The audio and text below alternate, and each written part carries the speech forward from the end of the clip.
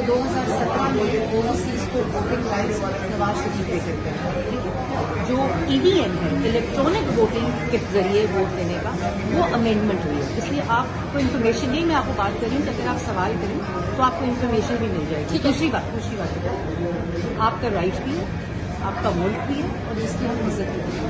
ہر چیز کا طریقہ کار ہوتا ہے. اب سڑکوں پہ ایک خاتون، میں بھی تو آپ کی بہن ہوں، آپ کی اپنی بھی بہن ہوگی، اپنی بھی والدہ ہوں گی، اپنے بھی گھر میں لوگ ہوں گے. اگر آپ کی اپنی والدہ کو یا آپ کی اپنی بہن کو اس طرح سڑک کے اوپر آپ ہراس کریں گے، آپ کو اچھا لگے گا؟ نہیں، راز کی بات نہیں ہے. آپ پاکستان کے پولیٹیشین یہاں 20 لوگ PTI کے یہ یہاں اس جگہ کے اوپر مائکس لے کر they were abusing me, they were calling out names on me without any reaction from me.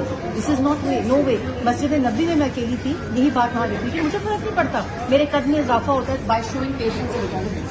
اور the thing is کہ ہم سب آپس میں خواتین ہیں، بہنیں ہیں، ہمارے بچے ہیں، آپ لوگوں کے بچے ہیں، آپ لوگوں کی بہنیں. یہ طریقہ کار پاکستان کے امیج کے لیے خراب ہے. آپ نے مجھ سے 3 سوال کیے، میں نے آپ کو جواب دیے.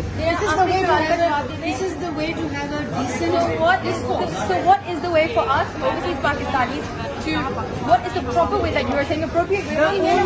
The only way of your expression is one, your voice. Yes. Number 2 is your vote. Right. So you should vote your leader. You should vote out the leader. کس نے چھینا ہے؟ ووٹ ہم سے چھین لیا. آپ کو پتا نہیں نا، میں نے آپ کو بتا دیا، آپ کو پتا نہیں ہے.